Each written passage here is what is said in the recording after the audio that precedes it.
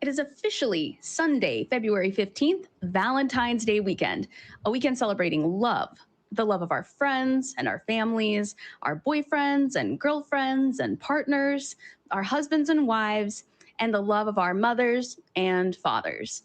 Speaking of fathers, the love of Father God has been described for generations as some of the greatest love that we as humans will ever know.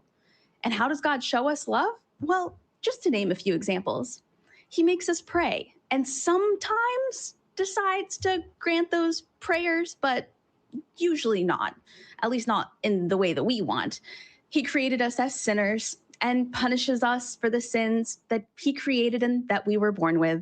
He makes us beg him for forgiveness for the sins that, again, he created himself and gave us to commit, even though we shouldn't. And he insists upon our devotion, regardless of the lack of evidence or explanation that he chooses to provide for us. But most of all, he grants us free will. He gives us the choice to follow him blindly or burn forever in a satanic hell of his own invention. So today, we celebrate the love of our Father and how much it means to us that we are allowed to choose to follow him or else. How do you follow God? Let us know, because the show is about to begin.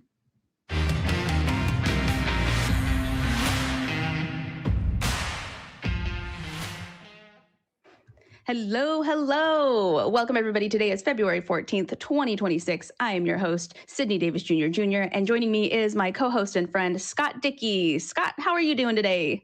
I'm doing just fine, How about yourself? I'm doing all right. How has your Valentine's Day weekend been? You feeling the love?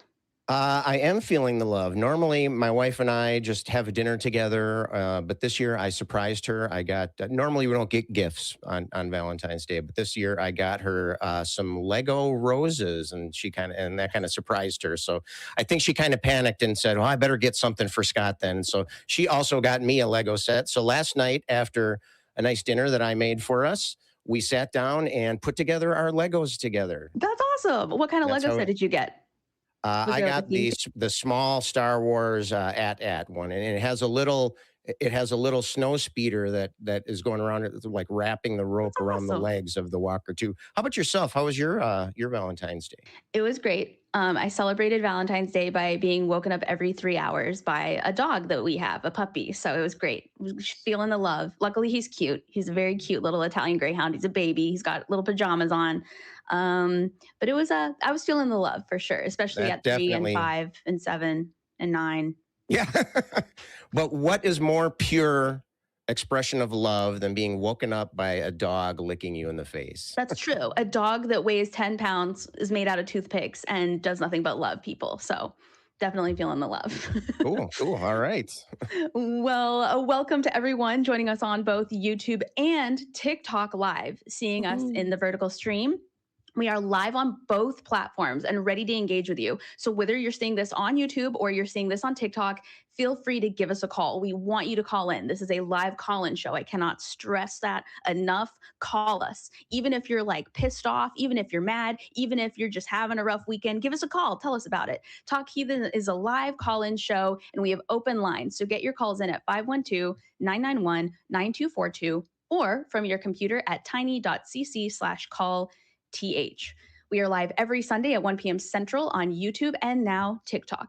Remember, if you cannot make it for whatever reason during our live stream, you can find us wherever you get your podcasts, including Patreon, which is really cool. I don't know that people know we have a Patreon. We definitely got a Patreon, and if it weren't for our patrons, we wouldn't be able to do this. So thanks to those who are sub to our Patreon. Talk Heathen is a production of the Atheist Community of Austin, the ACA, a 501c3 nonprofit organization dedicated to the promotion of atheism, critical thinking, secular humanism, and the separation of religion and government. Isn't that great, Scott? That is awesome. That is so great. I think it's wonderful. That. Yeah. I'm biased, but I think it's beautiful.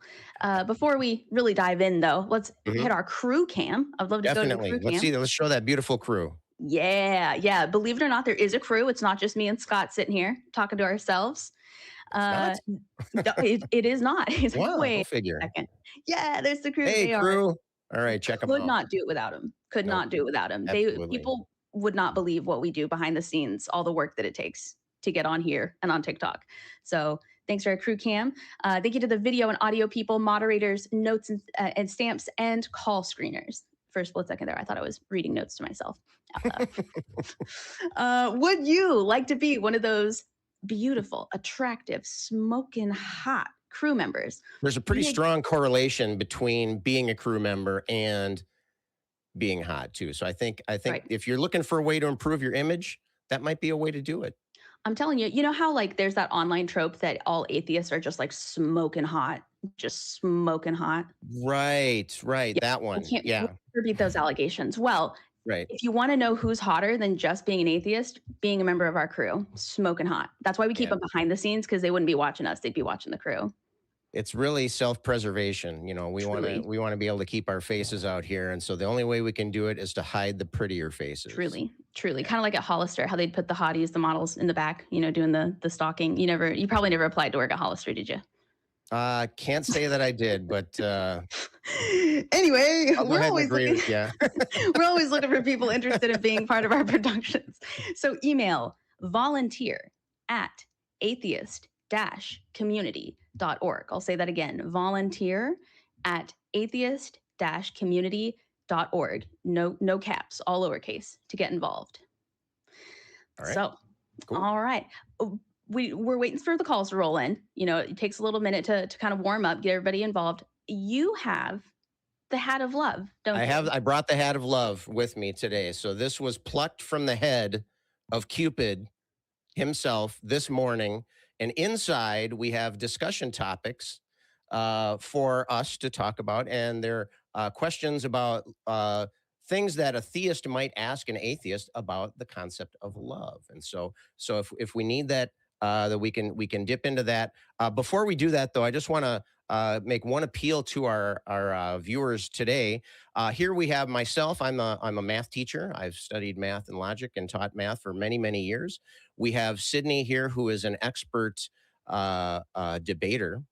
One might even call you a master. Sorry, I was obligated to say the joke. I was obligated to throw that out there. And you even teach debate. Is that right? You teach debate? I do. Yeah. I do professional debate. I coach debate online, privately. I go do live debate events. So yeah, I do a little bit of everything. You're debate like up to your neck in debating, really. Sure am. So all of you out there who think you have a really good argument and you want to come test your logic and your argumentation, this is the place to do that. It does say in the Bible, iron sharpens iron, right? And so that means that if you want to have good arguments, you need to step up to the plate and throw those out there. So let's see them. Yes. Bring your iron to sharpen against our ironist iron that we have. Right. That's the thing. And people love, people love nothing more than telling a woman on the internet that she can't possibly be a good debater. Prove it. Call, humble me, show me that you're better.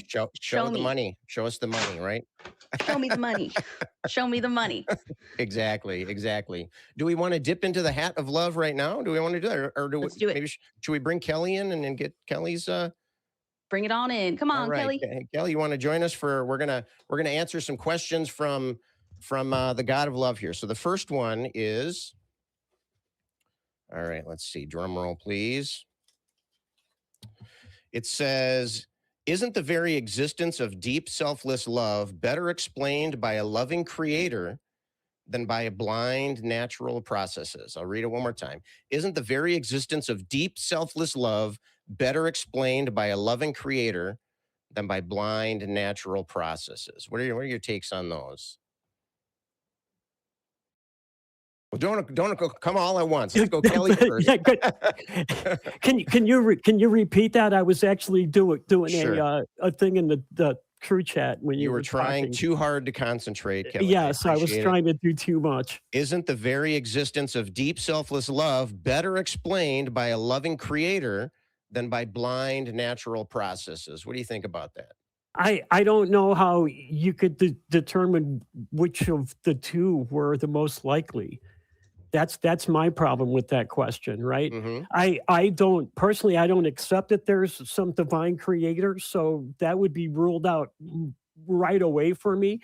But I can't say for sure that it's a result of the other either. So So I'm gonna play the devil's advocate on these questions here. So I'm gonna push you a little bit because remember we're sticking with the iron sharpens iron theme here, right? And so so I want to but it says better explained by a loving creator than by blind. I mean, how can such deep selfless love arise from blind natural processes? It seems like something has a higher higher truth to it, a higher value to it. How can something as simple and mundane as blind natural processes explain that? I kind of have a problem with you smuggling the word blind into it, right? Okay. And it's like a lot of theists will smuggle the word random into a statement like this as well, right? All right. And if we live in a world that is constrained by physical laws, right? So I don't know that anything actually is blind or random. It happens because of something else. There are things that, laws that bind us. Now, I don't know that there's laws of emotion, because love is obviously an emotion. But we do seem to have an affinity for going and talking to or finding people to be partners with. Mm-hmm. So yeah, that's a thing. So I don't know that, like I say, I don't know that that's a law or not, but that is a thing. Sidney, what's your take on that? Do you think a loving creator better explains this deep kind of almost transcendent feeling that we get when we experience love? I mean, it seems like the source of that must itself be transcendent, don't you think? I think that love is a biological and physiological response that human beings and other creatures have in order to essentially promote population and to promote, mating and breeding, and so many different types of mammals and animals and humans included are, for lack of a better term, pack animals. And so I think in order to maintain those pack relationships and in order to mate and in order to populate and continue to, spread our seed, we have to have some kind of physiological response that makes us want to continue to do those things. Because why would people mate if they didn't care about each other or they didn't have a specific draw or some kind of pheromone or chemical in their brain that fired off in order to make them want to continue to do those things? So yeah, that's what I think. I think it is just us, it's genes doing gene things. And then people say, well, then how would you tell your spouse that? Would you tell your husband that love is a physiological response that your cells are having? And yes, how romantic. I would, but that doesn't make it fake. I love my husband, doesn't make it fake. Now, do I love my husband because my brain wants me to like my husband because of, pheromones and things like that? Or is it because I have 100% free will and can love whoever I want and I have chosen to love him? Who knows? All I know is that I met him and I liked him and I wanted to keep liking him. And here we are legally liking each other. So I would say, and I'm digressing from my devil's advocate role here, but I would say that it's many of the characteristics of your spouse or your significant other or whomever we're talking about. It's their characteristics that trigger those responses. And so it's not like the responses are all that's happening. The responses are not happening in a vacuum. No, they're happening in response to specific things. If we value certain things in our partners, that will kind of increase our desire to be around them. And that, to me, that all makes sense, I think. And also, I think it only lends to that being true that we don't like everybody. Right? Some people give us the ick. Some people we just want to be friends with and we can't have romantic feelings with. Why? Because the chemical in our brain doesn't sense what it needs to sense in order to formulate that bonding experience, in order to formulate that this partner is great for me because of whatever reason our pheromones and our chemicals and our brain chemistry decides that person's right for us.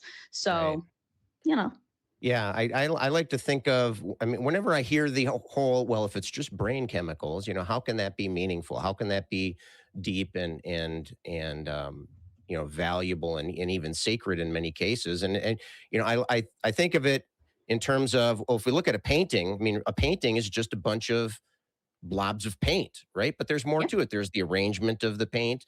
there's the emotion that the painting inspires in people. There's the meaning to the painter that, there was the situation. Maybe they were in wartime, or maybe they were, trying to express love to somebody, or, that kind of thing. It's more than just, in a way, in the most narrow-minded and blinders-wearing way, we can say, it's just a bunch of blobs of paint. Yep.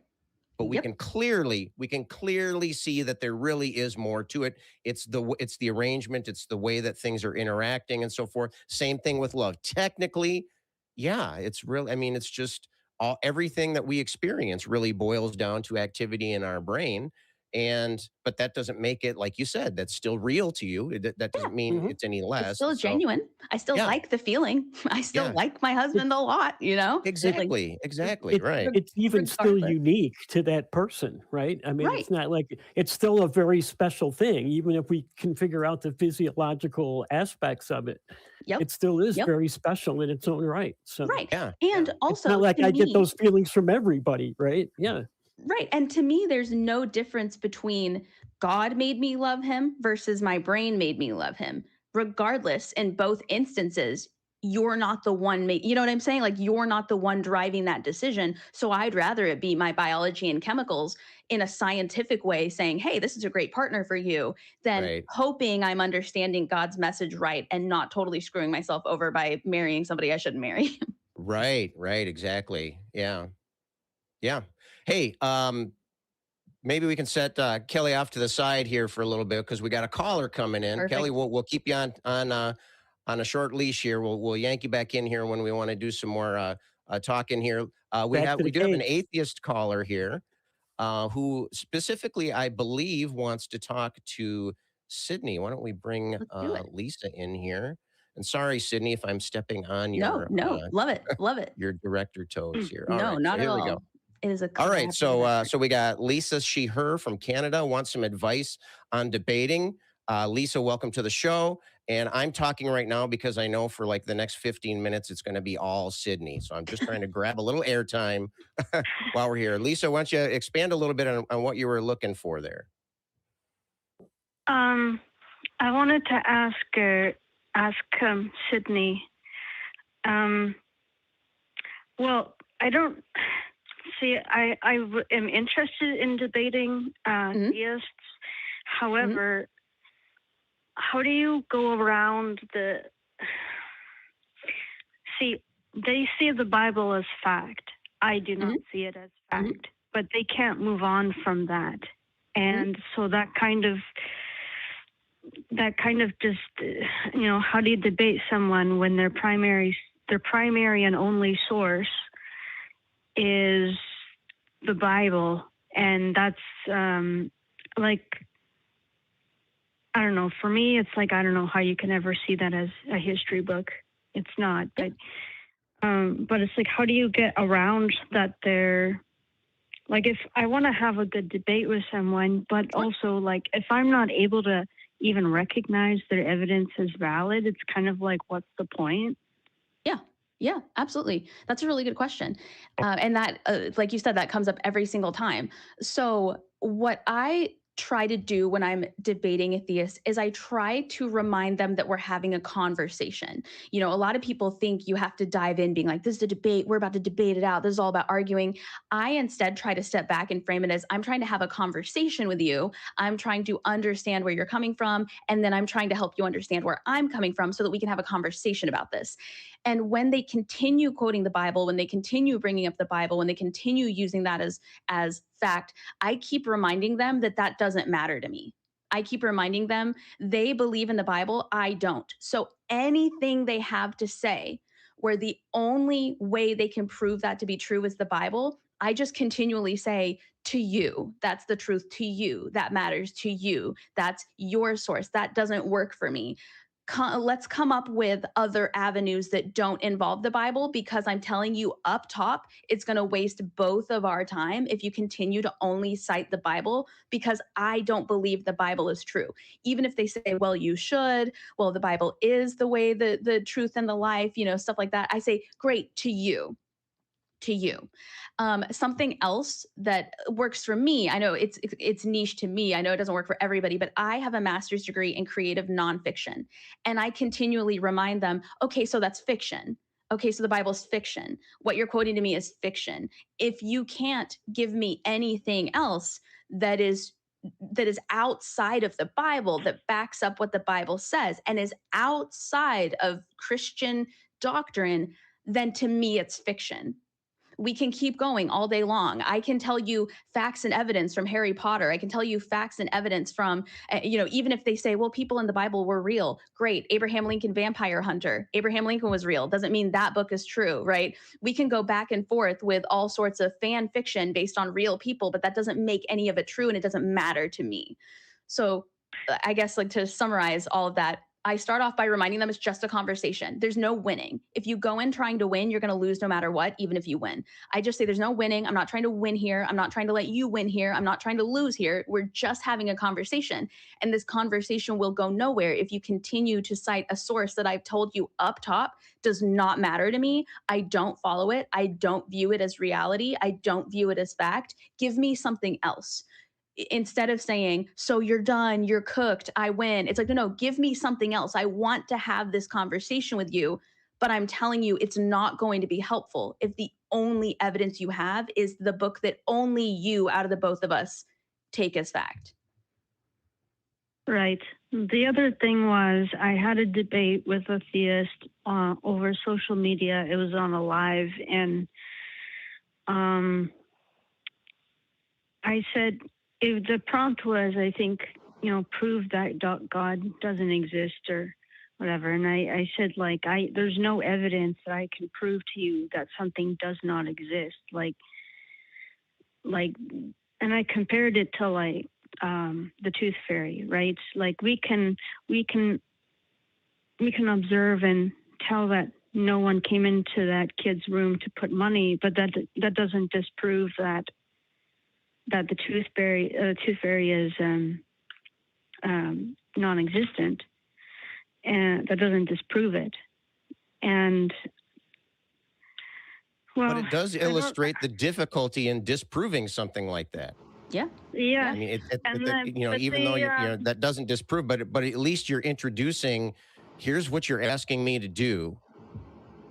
And then, so you just got to ask, okay, is that something that I need to be proving? Is that something that I even said? Also, who picked that topic? Where was it that you were having that debate? Who chose that topic? It was on TikTok. And was it a Christian's platform or an atheist platform? Oh, yeah, it was a Christian platform. And this person has been known for debating pretty much every day. So I just thought, what the heck?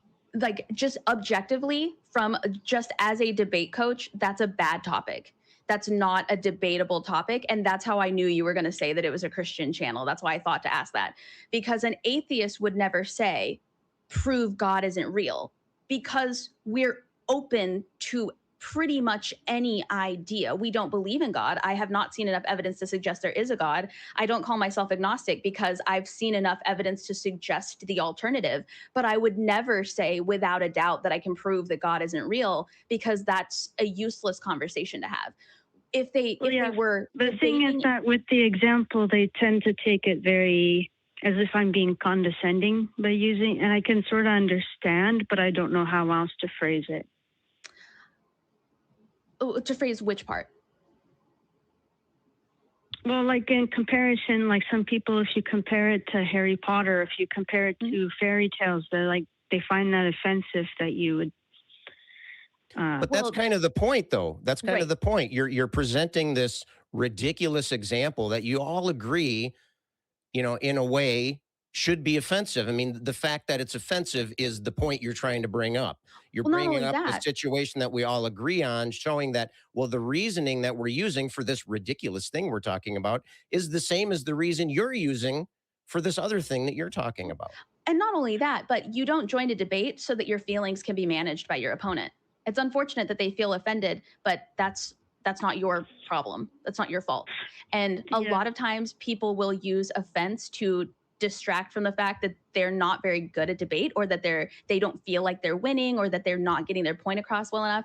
And unfortunately, if they get offended by what you have to say, that's not your problem. They shouldn't be involved in debate. If comparing the Bible to a work of fiction offends them, it sounds like they're not ready to engage in debates. So if they were engaging in good faith, what they would do is they would have a topic that can actually be debated and proven, and then they would also put their feelings aside and their offense aside in order to have this conversation. But it sounds like they're not engaging in good faith. It sounds like they're engaging for their own audience that already agrees with them to give them accolades and to pat them on the back and to make an impossible situation that nobody could debate. It's not even, oh, the atheists don't know how to do this. No, literally, they don't know how to do this either without using the Bible, right?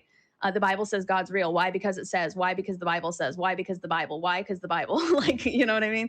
So I would say the best way to engage in debates, and unfortunately, this will cut down the number that you can debate in, is to only engage in good faith debates, and those are so rare.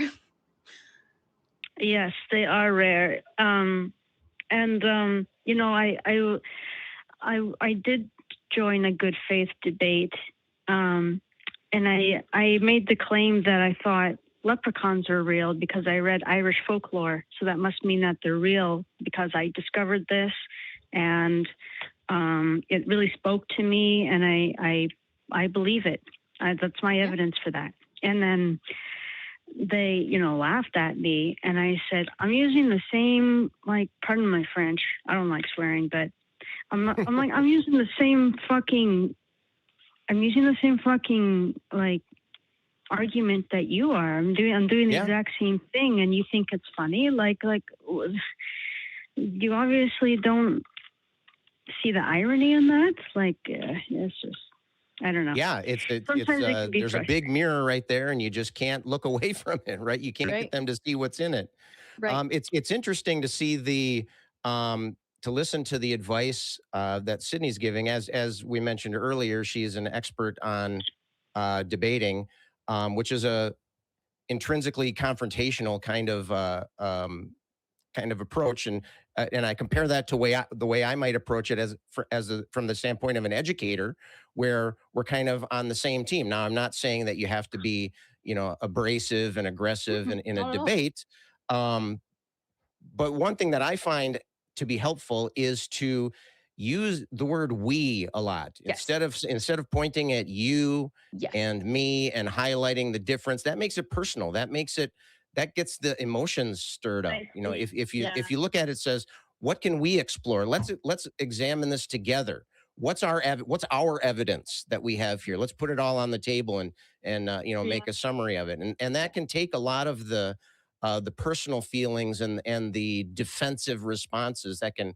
kind of squash those a lot. And it also puts you in a frame of mind where you are also doing the same thing, where you will also be, you know, you'll kind of view the problem in a slightly different way as well. And so that kind of thing can help it. And it all depends on what your objective is. Yes. You know, what your goal for the discussion is. Yes. And to add to what you're saying, something that I like to do is when I have a question to ask that I know is going to sound like a gotcha or sound condescending, instead of saying, well, I think this and this, or what about this, I say, what would you say if someone were to say, for example, okay, I totally understand what you're saying. What would you say, though, if someone were to make the same argument about Harry Potter or about this book? Or what would you say if they were to point out that they could then claim that's real because that book says it's real and they believe in that book?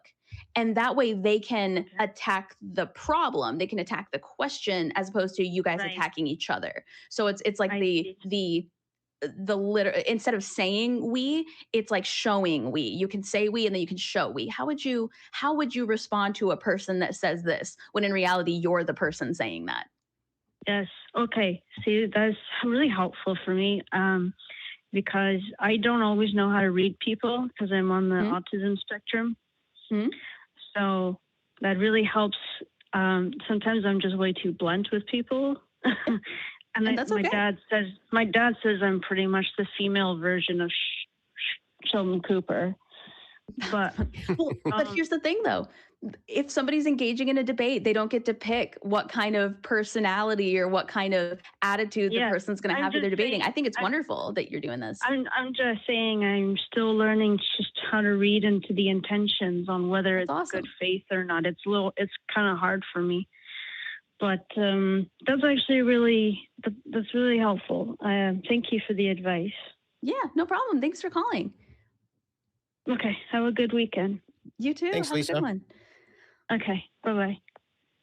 All right. So I just want to give a shout out to the callers. We've got one in the queue, Brent. We'll get to Brent very shortly.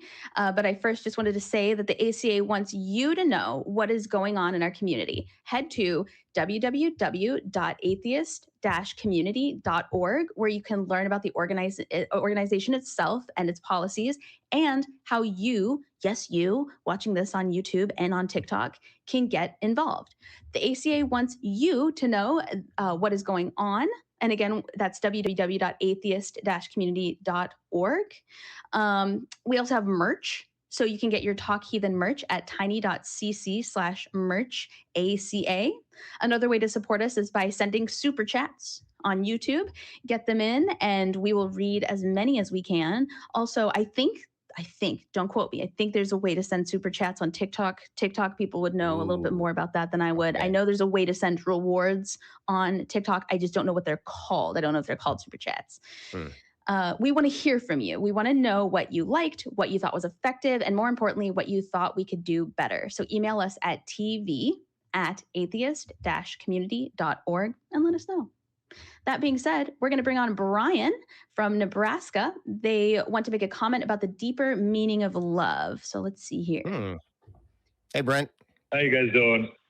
Good. How are you? Oh, Brent. Sorry, I think I said Brian. I'm doing all right. Oh. Yeah, it happens all the time.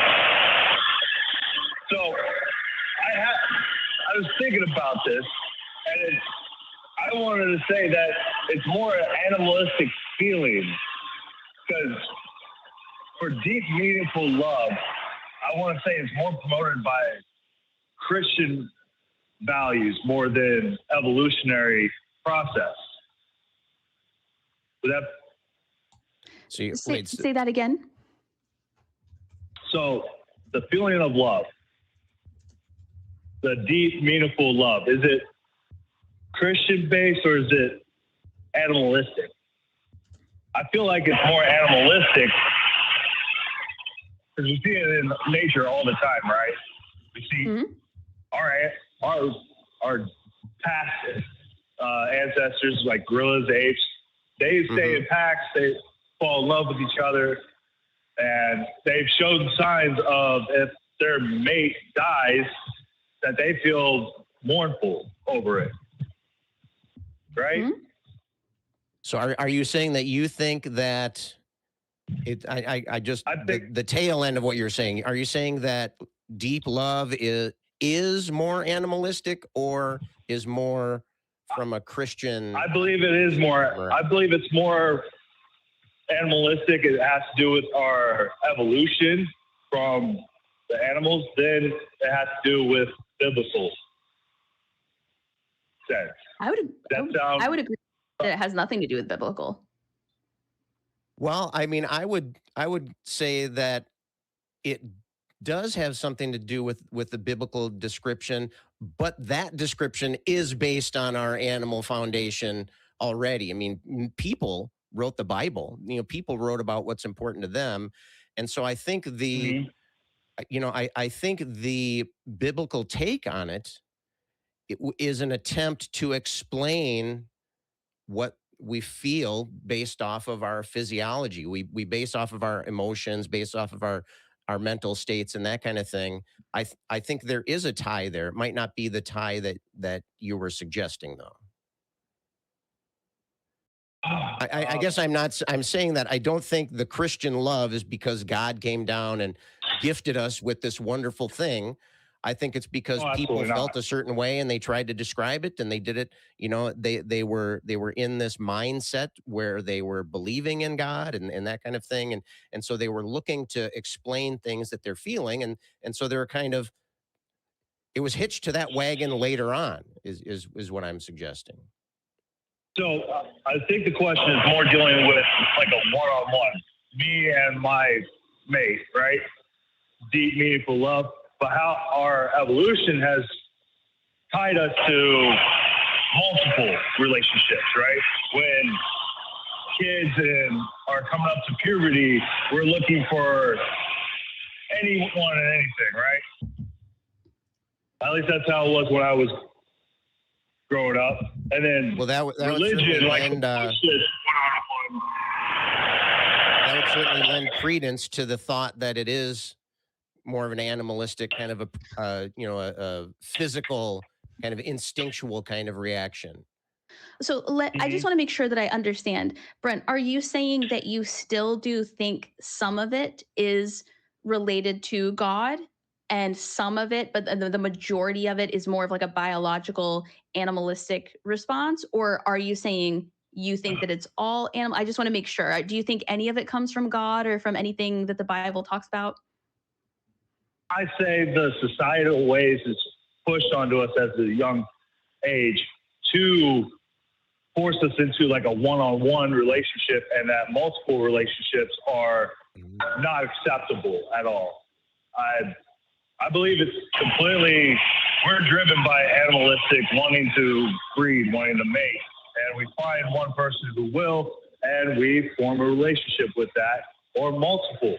But religion has pushed onto us one-on-one, must fall into a meaningful relationship. Oh, okay. So I see. So you're proposing something more than just the origins or what is love, right? You're talking about how do we express love? What's an acceptable way to express love? And you're saying that our animal nature is pushing us to explore multiple relationships, and that society pushes onto us this idea that it should be a one-on-one relationship. Is that what you're saying?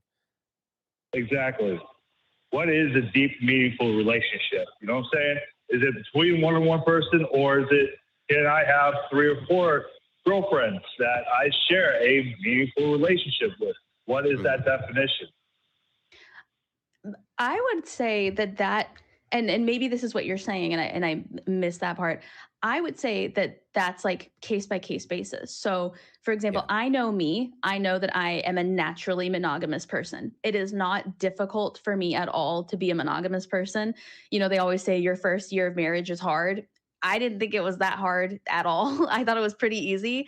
I actually prefer being monogamous. But that being said, I also know people in polyamorous relationships or people who prefer not to be in any kind of official relationship at all so that they can date or spend time with, multiple people, be romantic with multiple people. And that works for them and that works for their partners, as long as you disclose and make sure that everybody knows what's going on. And I've also met people who don't want to admit that they are not very good at being monogamous. So they continue to try and join monogamous relationships. And then they step out of those relationships because they try to date monogamous people thinking it'll make them monogamous. And it just, they're just not built that way. So, and there's tons of arguments for, what's healthier, whatever, for people's like personality types and people's psychological benefit. But that's not what I'm arguing for. I just know that for me personally, my biological drive is to be a monogamous person, but I can't speak for other people. Where religion says, because I'm better monogamous or because I have to be monogamous, you also need to be monogamous. You also need to follow my feelings and my thoughts and my preferences because that's what I do, because I was told that that's what being a Christian or being whatever religion you happen to follow that's the correct way. Somebody told me that, so now I'm having to live that way, and I don't want anybody else to not have to live that way. Right. Yeah, and I would say for myself, I mean, I too feel that I'm much more comfortable in a monogamous relationship. I like to have my person, right? I like to have my person, then I have that's my teammate, that we're taking on the challenges together. I don't view it just as a a physical relationship or just an emotional relationship. There's my relationship with my wife has many, many different facets to it, and my life is enriched by all of those. But of course, I know, we all know people that are in polyamorous relationships, sometimes without even realizing that they are. That can be successful. They're like anything else. There could be successful instances of that, and there can be failed instances of that as well. And so it really has to do a lot with the alignment of your priorities. Does your partner also want to have a monogamous relationship, as Sidney was talking about? It really breaks down to communication. Now, whether or not that is something that we layer on top of our animal instincts, of course it is. Of course it is. We've developed an ability to reason, right? And so we can apply reason to our relationships that something like say a dog can't, right? A dog can't reason the way that human beings do. So naturally we apply these skills to these situations. And I don't think is it animalistic or is it something more transcendental? I think there's plenty of room to be both. And I don't think that they're exclusive. I don't think one excludes the other. And I think that it, as Sidney was saying, it really all just boils down to the individuals that are involved. Yeah. What do you think about that, Brent? Okay. I like that. That sounds really good. I had to get it out. I saw it come up. I had to call in and talk about it. Colin. Oh, awesome. Yeah, it was good. We appreciate having you. Comment. Yep. Thank you. Appreciate for having me, guys. See you later. Yeah, no problem. Thanks for calling in. We'll talk to you later. All right. I also wanted to highlight that we had some people that wanted to join on TikTok, and so I'm gonna call them out really quick to let them know they should call in via our phone lines instead of trying to join on the TikTok live. Let's see here. Let me see. Their names were Mark Preston Moss and Constantine Chronicles. They had tried to join the TikTok live. Please call in. Our phone number is 512-991-9242, or you can join us on your computer at tiny.cc/callth. So if you're watching on TikTok, please call our lines to join us live instead of joining the official TikTok live. Cool. That being said, we do have a caller on the line, T. Gohan from Texas, and they wanted to call about the Shroud of Turin is authentic evidence of Christ's burial. Let's see. All right. All right. How are you guys doing? Good. Thanks for joining us. Tell us about it. Doing good. Expectations are high, by the way. That's fair. Awesome. I think this is, correct me if I'm wrong, but I think this is my first time speaking to both of you. I think so. Could be, yeah. All right. Well, nice to meet you guys, and we'll get into it. Let's do it. I don't want to sound rude, but just asking for the conversation, how much do you guys know about the Shroud of Turin? I don't really have like a measurable. I don't have like, I've read a specific number of books or visited a specific number of websites. But if you'll tell us what about it you think is evidence of Jesus and Christ's burial, then we can go from there. I don't have like a measurable, like numeric number to give you in terms of knowledge. That's fair. I'll get into it a little bit. I'm going to just give a quick background about it, and then I'll get into reasons why I think it is authentic. So the idea is that this cloth was the cloth around Jesus when he was buried in the tomb. A lot of people think it's authentically his, and a lot of people think it was a 1400 forgery by a artist, or maybe even a group of artists who kind of forged it. That forgery idea is backed by the carbon dating of the shroud. We can get into that, but right now I was kind of get more into the autopsy of the shroud itself. I think that. What exactly do you think the shroud is showing? I mean, what do you think is the relevance here? That's a good question. There's like kind of two types of images on the shroud. One is blood stains from, let me not say that, what appears to be blood stains from a victim. Okay. and then the other appears to be the outline of a man. So those are two separate stains on the shroud. Okay. What is on the shroud, like the very first layer, is actually what appears to be the blood stains, and then the outline of the man appears to be added second. So, like, so far, I'm not saying anything that any side would disagree with. It's those are the kind of two images on there. The image of the man appears on there after the blood stains were already on there. So we know the blood stains were on there first, and then the image of the man came on there second. Okay. So what? Well, I'm going to try So what leads you to believe? I'm going to try to show that this was, in fact, not a forgery and the actual image of a man crucified under it. Well, now, hold on one second.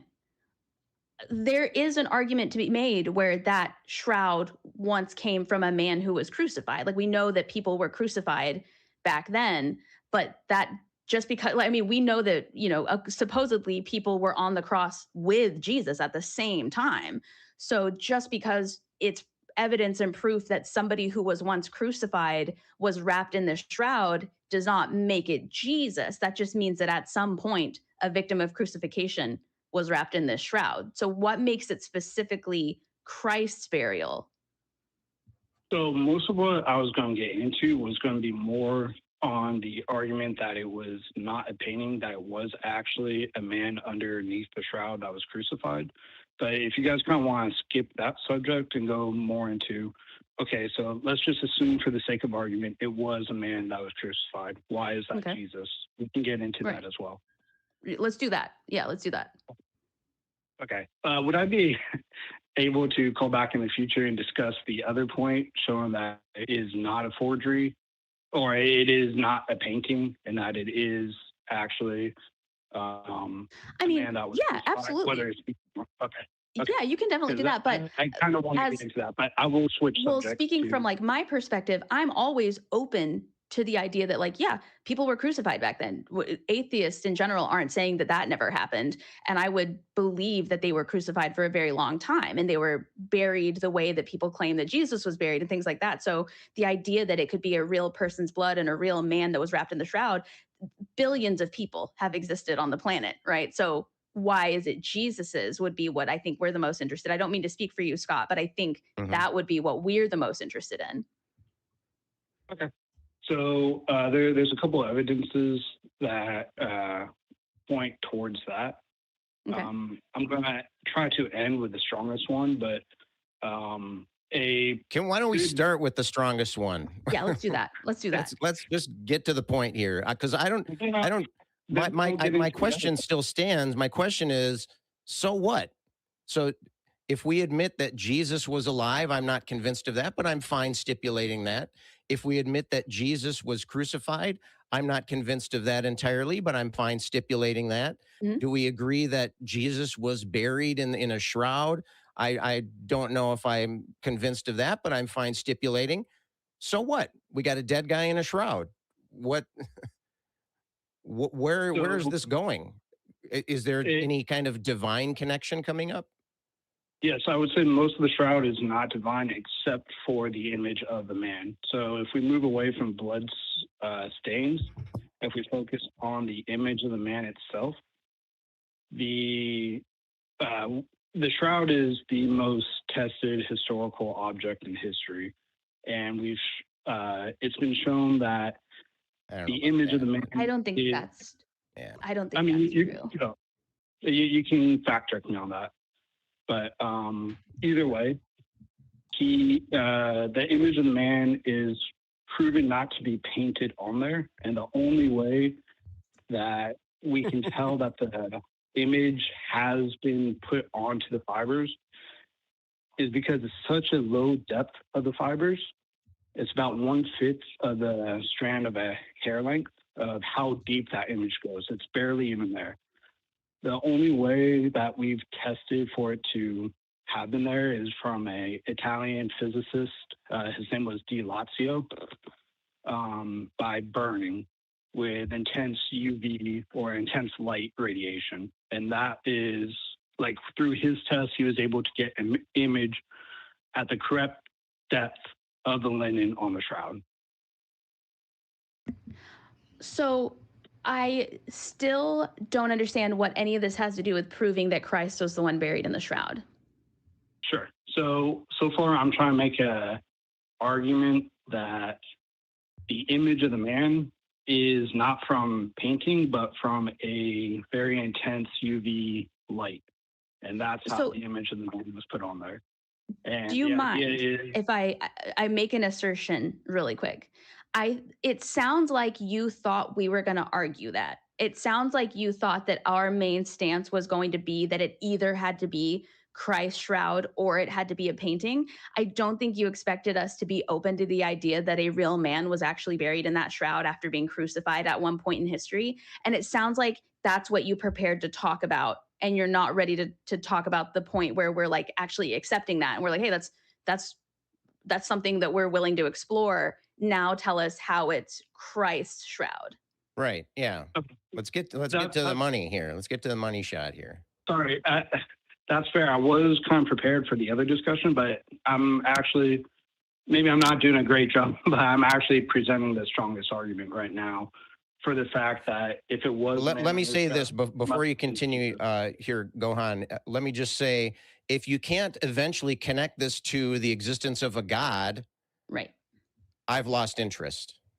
That's right. If you're trying to prove that Jesus Christ was a human being that lived and died and was crucified and buried, and then that's fine. It doesn't matter to me. It doesn't impact my life one way or the other. What would matter and what's relevant to our show is, how do we know then that that person that was buried in there, even if we've narrowed it down and identified that it was Jesus, how does that make Jesus God? Yeah, so let me connect these dots. And you're right. I was prepared for another discussion, but forgive me. I'm trying the best I can on this one. Yeah, cool. No, that's okay. I should be willing to have a discussion on whichever topic it flows into. So that's fair either way. But as far as how I'm going to connect the dots, the image of the man, there was a recent study by a Brazilian that showed that the image of the man could not have been formed by being on top of a man. Did you guys see that? It was in like 2022. Okay. So the idea was it must have been laid on a bust, like a half statue or a bust of a man, and then that's how the image was burnt onto it. So okay, there's certain things that. Now, what does that have to do with Christ? So it's trying to answer the way that the image of the man was put on the shroud is by the resurrection itself. It wasn't from an imprint of the man. It wasn't from a painting, which you guys are already saying. It wasn't from sweat of the man. It wasn't from a bust, because the bust also doesn't give 3D information that the image has. Sorry, and I haven't gotten into this, but the image also has 3D information. So you can tell the depth of I'm just going to say person under there, even though it wasn't making direct contact with the shroud. So there's 3D information on there. There's burning on 1/5 of the strand of hair of the fibers of the shroud itself. What do you mean 3D information? What does that mean? That's a good question. So like on the shroud, you can tell the angle, like a knee flexion or hip flexion of the man under the shroud. Okay. You couldn't get that if it was just draped on top, because it wouldn't be making contact with every part. Does that make sense? Yeah, I guess I'm still trying to understand the connection of this to Christ as opposed to just a man. If I laid a shroud on top of a man that was crucified, I wouldn't be able to tell exactly what angle his hips were flexed at, because after he died, there would be some rigor mortis and his hips would still probably be flexed. So I wouldn't be able to tell that because it's not making contact. with the hip. Does that make sense? But But with the shroud, there is that 3D information that shows everything we need to know about the autopsy of the man. Like we can see details on the shroud that wouldn't have been Jesus, there. I don't think Jesus had an autopsy, right? He rose again. He died on the cross, and then 3 days later he rose again. I don't remember, and I'm not being facetious. I just don't remember there ever being a discussion of an autopsy for what killed Jesus since he was I'm using publicly that term crucified. loosely. I'm using the shroud as kind of an autopsy, so I'm using that term loosely. But like, if I'm looking at the shroud, if we laid it on just normal man, there's 3D information that would not be present on a normal man that is present on the shroud, like how features of the face. If I laid a shroud on somebody's face, it would not present all the information that the Shroud of Turin does. But Sidney was asking specifically not for a connection to a man.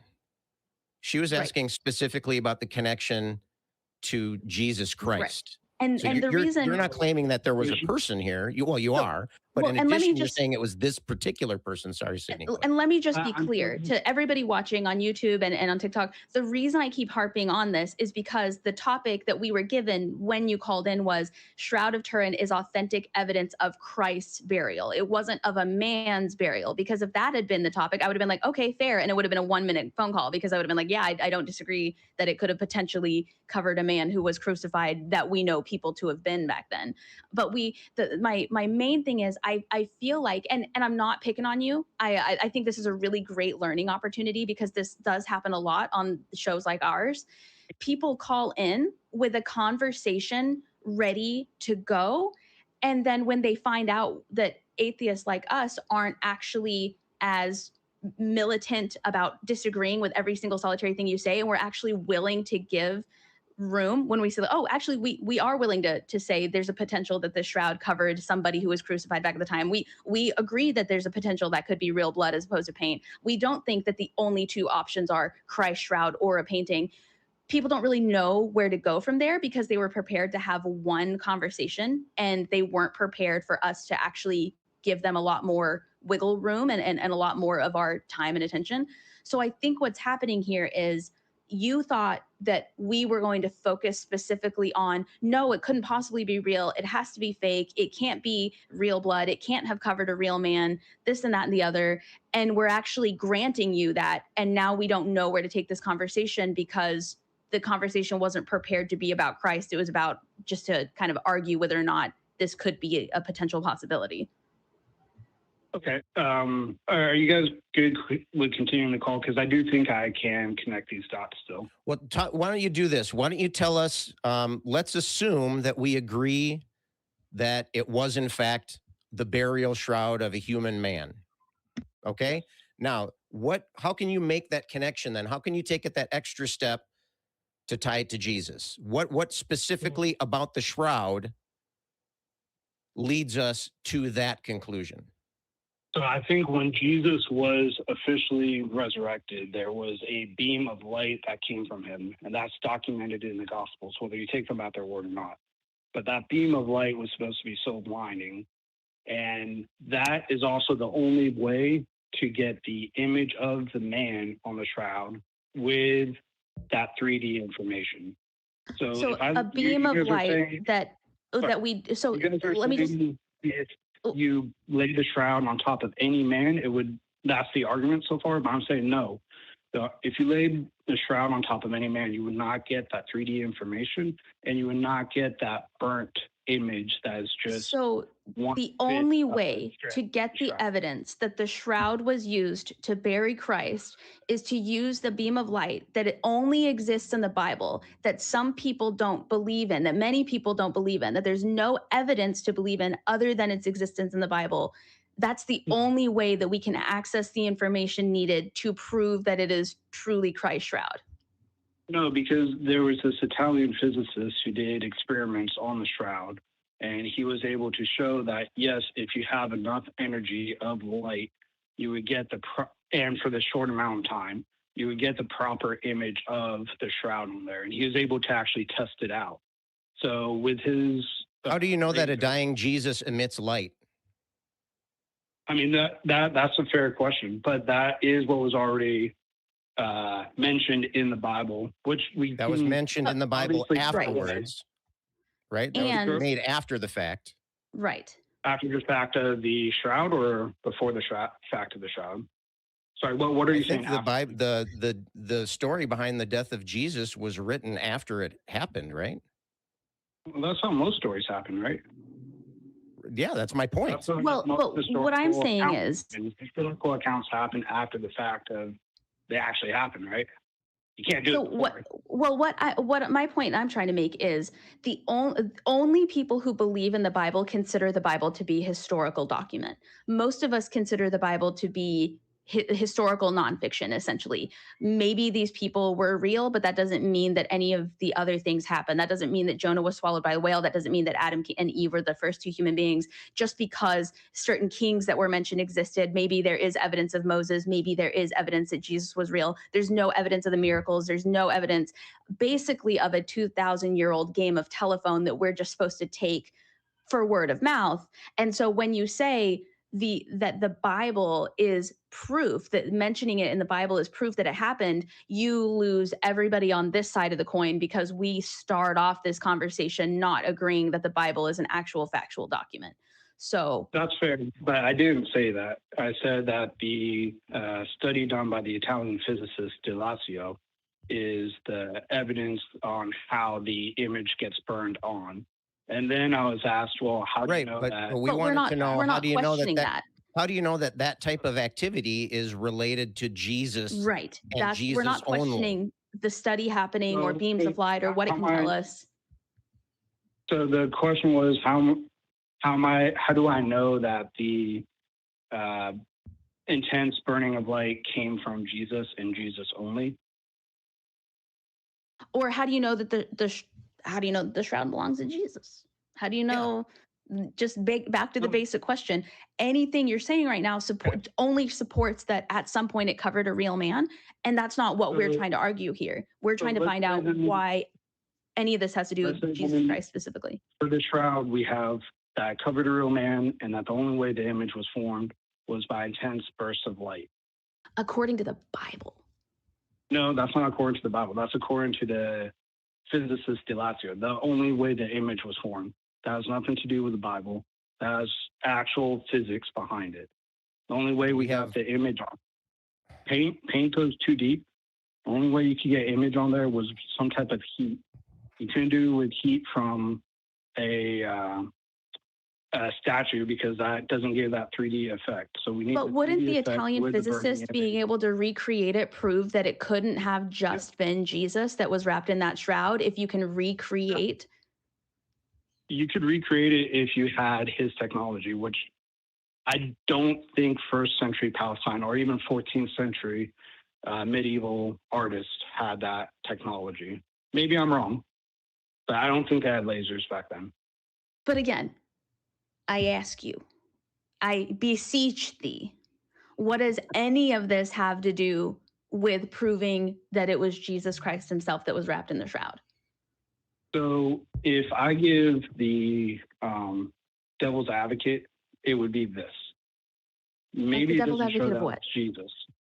To my argument, maybe that it doesn't show that was Jesus Christ in the shroud, but it does show that it was a man who was crucified and produced the image from light energy from within him. And if that's not Jesus, I don't know who else it would be, but the signs point very much to a man who's crucified, who had light energy emitting from him to burn the image on the shroud with that 3D effect. So you can't make the connection to Jesus, is what you're saying. Also, that's the devil's advocate, correct? This is also under the impression that we believe that the initial beam of light happened at all. Like, this is just believing that what the Bible says about the beam of light happening at all. That could have absolutely nothing to do with any of this. We're granting you quite a bit here, and you're still failing to make the connection at the end. We're like 9 out of 10 steps, just giving it to you. We just want that 10th step. Let's give us the 10th step. I would like to remove that. I would like to remove that then. Remove any thing remove any quotation I had to the Bible. Let's just leave it at the argument so far that it was a man under the shroud who got the image of himself on there with light energy that produced 3D effect. And light energy so much that would fill entire football stadiums with 34 But see, billion. that's now you're just, the Bible did not talk about football stadiums. I promise you that was not a measurement used in ancient times. I'm just saying, now Are you you're sure just it's being very hyperbolic. American? And Americans wrote the Bible, right? Isn't that? Talking about footy, or are we talking about American foot? Like, now we're just being hyperbolic here, and nobody benefits from just being hyperbolic. Wait, I'm sorry. When did I say that was the Bible? That was what the... You're like, it's a beam of light that would fill football fields. Nobody said that but you. Nobody said that but you, my friend. No, that's the Italian physicist. You can look at his work. It was the great Italian physicist, NFL, National Football League. He said that the light was so strong. So the light he created, the light. So let me just put this out here for you, what this looks like to me. You come on here and you're like, once upon a time, an Italian physicist created a beam of light that was so bright it filled football fields. And I'm like, oh shit, that's crazy. And you're like, yes, therefore Jesus was wrapped in the shroud. That's where you lose me. That's where you lose me. That's what we're trying to explain is that's, you know what I'm saying? I believe the Italian physicist was real. I haven't even Googled it. I'm just giving you that. I believe he created this beam of light. He may have even said it could fill the football fields at the time that he did it. I don't know. But what I'm saying is none of that leads back to, therefore, the shroud was Jesus. No, and that's fair, but I think maybe I should... I know it's fair. I know it's fair. Hold on. I should work on things, but unfair is not one of them. I should work on explaining my argument a little bit better.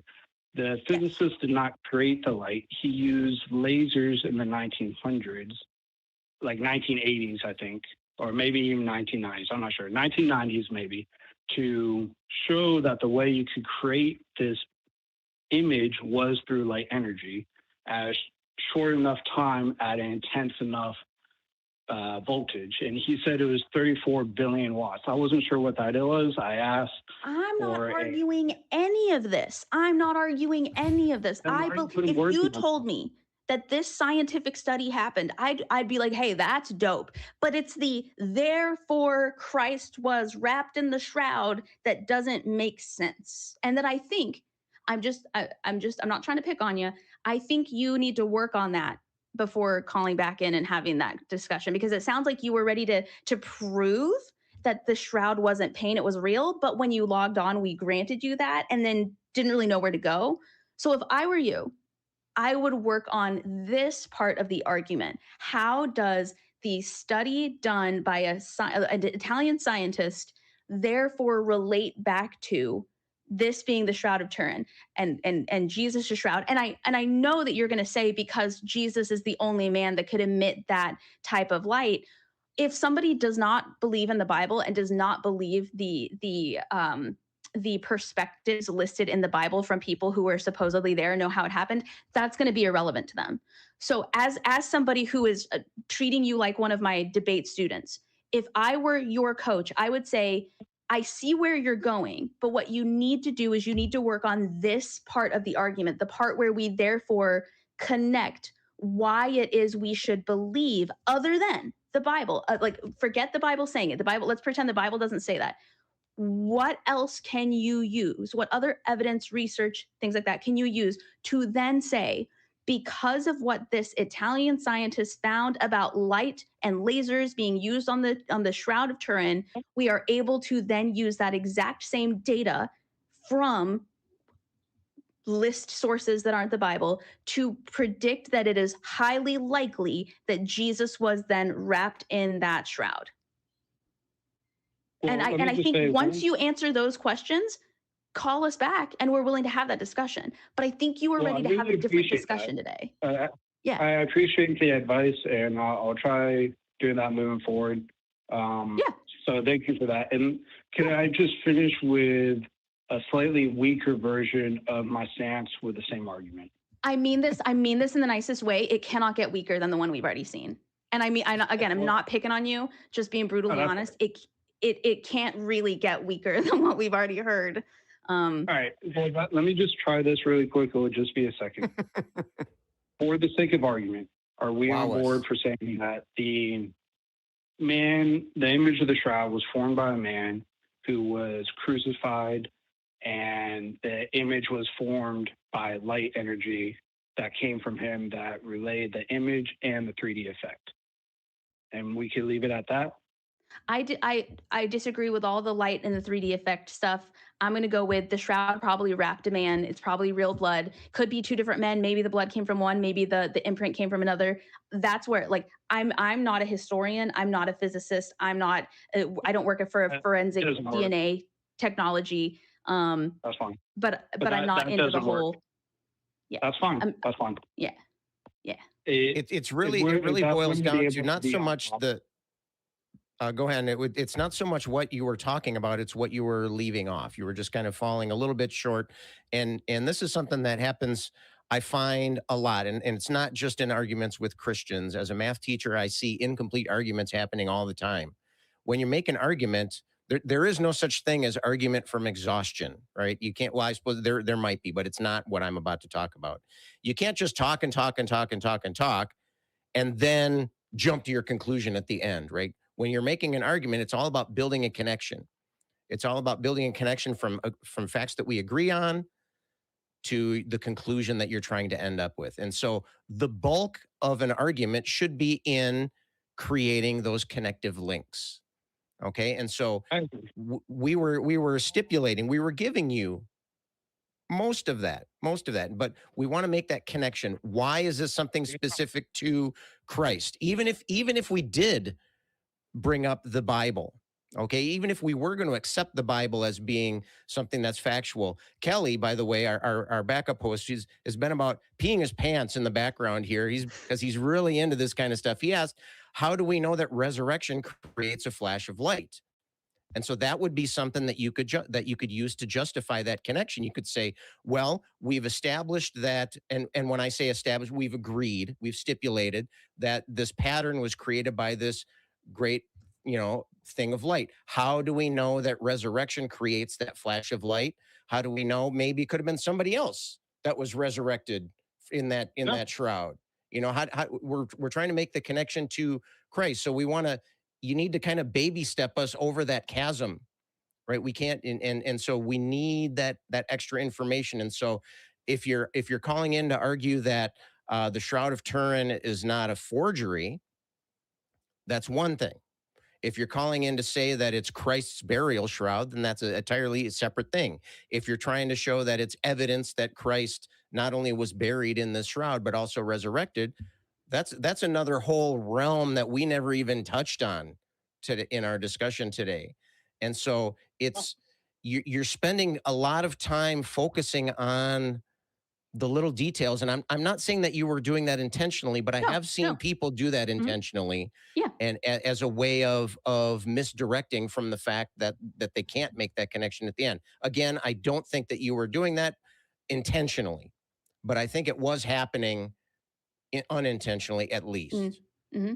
Hey, I've enjoyed the phone call with you guys. You guys have been great. I would like to say that I did plan on that first try and go step by step with my argument, and then you kind of asked me to just get to the end a couple of times. So it's hard to like build that argument, like you say, like show your work when you're kind of being asked to just skip to the end. And I understand that because it's a short show and you guys got no, it's not that it's a short show. It's that we didn't question that part of the argument. I think the key here is being prepared for somebody to accidentally agree with you.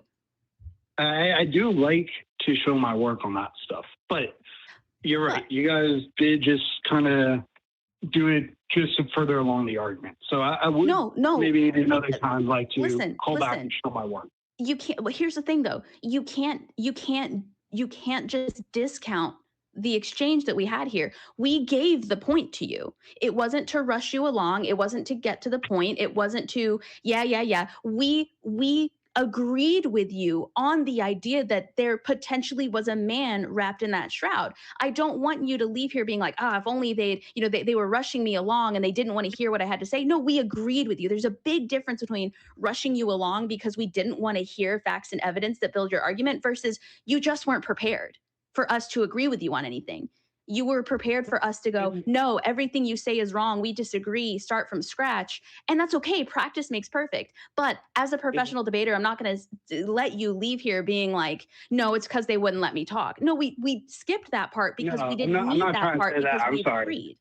Yeah, I'm not trying to paint you guys in a bad light. I'm not trying to say like you didn't let me just talk. making sure. I'm trying to just making sure we all agree on what happened here today. You didn't let me get into a lot of the argument because you already took a lot of that on faith or for the sake of argument.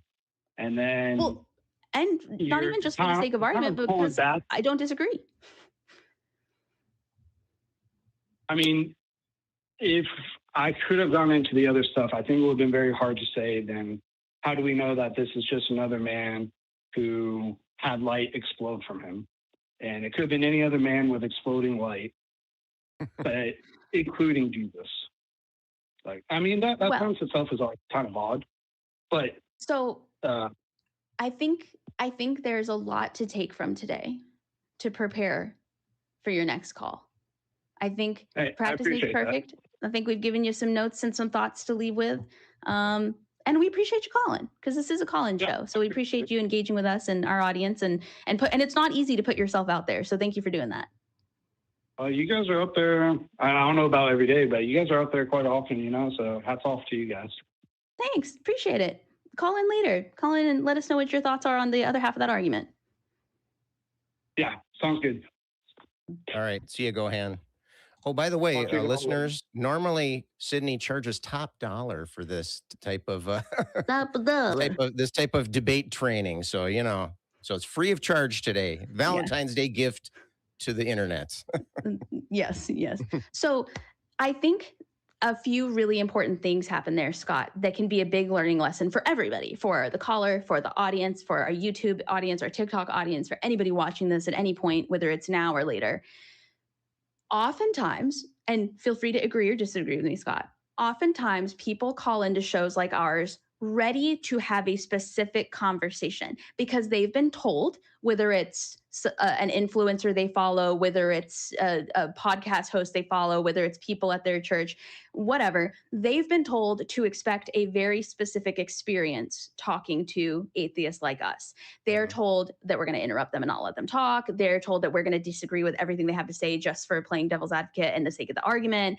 They're going to be told that we've had conversations so many times that we're just going to assume what they say next, yada, yada, yada. When in reality, we are unique individual people with unique individual backgrounds. And sometimes, like what happened today, we actually didn't need the entire basically conversation that he had prepared to talk about because we actually conceded already out of the jump that like just because it wasn't Jesus's shroud doesn't mean it wasn't some crucified man's shroud.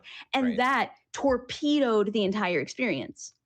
Instead of being like, what if they say this? What if they say that? Instead of preparing tree branches to go off on, instead of preparing for potentially the worst of the worst to happen, which is us agreeing with them. Oh God, and that doesn't just happen in debates like ours, like religious debates. That happens in political debates. That happens in regular everyday conversation. You need to be ready to be talking to a person, not a stereotype. Right. And unfortunately, we didn't fit the stereotype today, and that derailed the entire conversation. But I hope it actually served as a learning lesson that he can go back, do more research, prepare for people like us to come in and say, oh, actually, we don't even need to touch on the first 45 points because we're willing to give you that. If not, we agree with that point. And so instead of saying it's because I didn't get to touch on any of that I didn't succeed here, you should say, how can I keep that from happening again in the future? Right. And I think what Gohan just discovered was exactly what you were just talking there. And also, kudos, by the way, to Gohan for for making the call, for doing Yeah. that. We Yep. talked earlier about, iron sharpening iron. If you want to be confident in your beliefs, you need to put them out there and test them. If you want to make a conclusion, then be ready to back it up and go out and try that, because then the iron that's sharpening you is going to show you your weak points. And so here I think Gohan was just arguing a little bit past his understanding of the situation. I think his conclusion was overstating the argument he was prepared to make. And Yes. I think that was and that's a minor weakness, but it is a weakness. And it's something that, as I said before, you can't just say a bunch of stuff and then say the word therefore, and then slip in anything you want at the end. There's connections that need to be created and made in there. And it's not just from talking, it's from actually making those literal connections. Yes. And when you have a very valuable experience, don't discount it as the other people doing something against you or the other people conspiring against you. I've had my ass handed to me in a number of debates. And I was the person who went, well, if they didn't cheat this way or that way. I didn't start learning until I said, ow, that hurt. How do I keep that from happening again? How could I have, right? But let's bring up our backup host, Kelly. Yes, who has been about ready to explode in the wings here in the green. Before we jump in, I just want to make sure that I don't forget to announce our top 5 Patreons. Oh, right. I just want to make sure. And then Kelly, I want to hear what you have to say. I know you were going off in the chat, but top 5 patrons. We have number 1, Oops, all singularity. Number 2, Dingleberry Jackson. Number 3, I always mess this one up. Kalivi Helveti. Number 4, Scott. Only one name. And number 5, Casey Kickendall. Honorable mention, Kat, K-A-T. All right. Thank you to everyone who gives to us on Patreon. If you want to have your name read live on air, then please consider supporting us at tiny.cc/Patreon. And then I do feel kind of bummed out that you didn't read those in a funny accent. I missed that part. But you know what I'll do in a funny accent? I'll do the super chat in a funny accent. Let's do that. Less Than Lucid donated $10. And what's the accent that I should do? Let's let Kelly choose the accent today. What kind of accent should she use for this one? How about Canadian? All right. Oh, yeah, there, eh? Yeah, there. Today is the start of an aromatic awareness week. Arrow or not, we can all agree that markdown chocolates are the best chocolate. I feel like that was Northern. They are the best chocolates. Are the best chocolates, eh? Yeah. There you go. Sorry. There you go. Nice. Awesome. I feel satisfied now. Thank you for indulging me. Now, Kelly. Yes. You have thoughts on that last call? I have a lot of thoughts on that last call because I studied the Shroud of Turin quite a bit. I got a little bit lost because he was mentioning an Italian physicist named Delazio, and there was a De Lazzaro who actually did the study. So, and basically what he found with his ultraviolet technology was that he thought that the image was not painted. He couldn't prove that it wasn't painted, but he thought that it wasn't. So there was no definitive proof from that study at all. And Gohan was acting like this was positive proof. And I encourage him the PDF for that study is actually online. You can go read it. I encourage you to go read it. Something else, as long as you're researching this some more, the Shroud of Turin is only one of 3 shrouds. There are 2 other ones. Unfortunately, one disappeared in the sack of Rome in 1527. So he had 2 more arguments that we could have heard. Yes. The one that disappeared was called the Veil of Veronica. There were paintings done of it while we did have it around.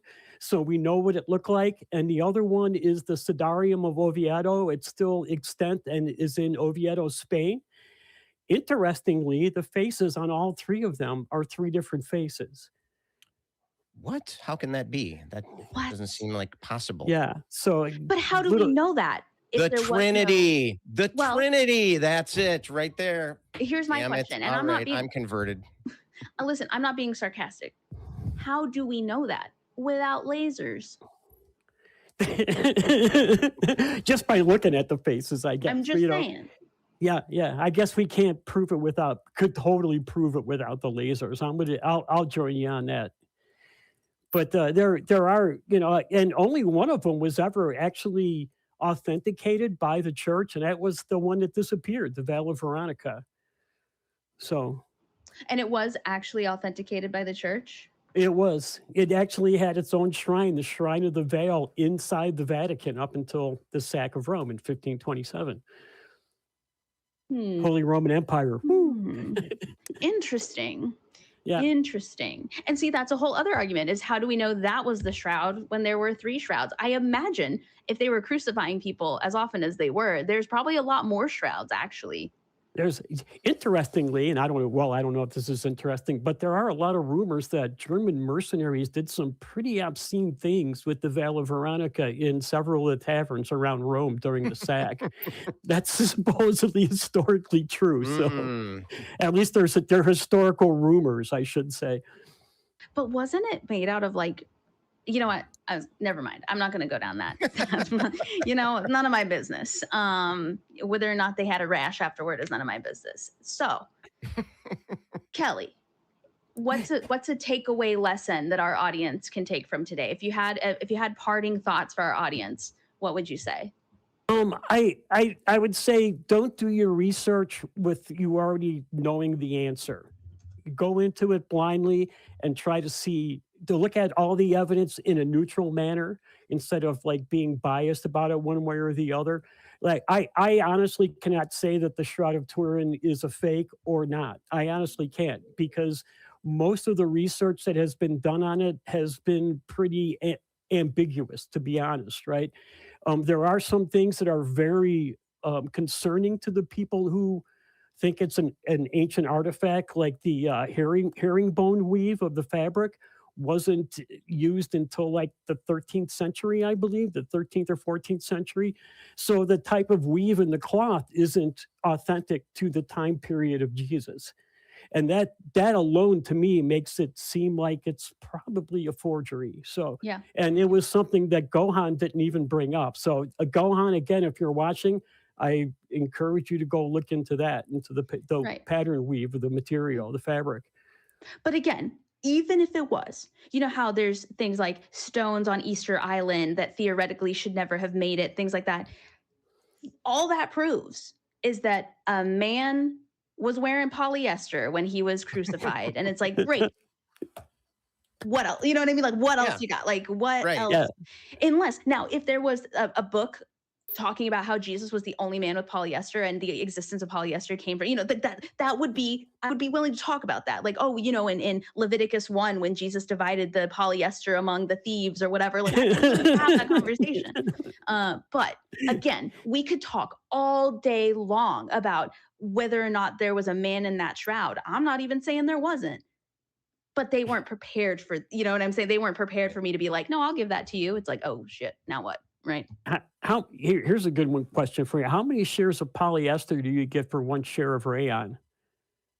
Well, my question is, does rayon melt with a laser? It's like the weird thing is we have the shroud and it's from Shein. I don't know. I guess they just weren't trying to, maybe other cloth was too expensive. I'm not sure. Well, Kelly, thank you so much for all of your hard work today. We really appreciate you. Well, thanks for letting me be here. I'm always honored to be here. So thanks. Appreciate that. Yeah, no problem. No problem. And you know what? Thanks to the crew for doing such a great job. Too, yes. Thank you to the crew for helping us. Yeah. Yes, they get, I mean, they're too hot. They're too hot. We can't bring them up. We can't show them again because then people will be like, make these people hosts. We don't want to look at the other people. The smoking hot babes back in the back helping us make all of it happen. Yeah. Well, thank you to everybody who tuned into our live stream on YouTube and on TikTok. We really appreciate you calling in, commenting. I've been watching the chats here. If you see my face this way, I've been watching all the chats. People were engaging and asking great questions. We're sending out our love rings. That's what the green things are. It's not a glitch. That is the love rings. And here's what we're going to say. Here's our parting words. If you don't believe, this is your community, and we appreciate you being here. If you do believe, we don't hate you at all. We're just not convinced. Right.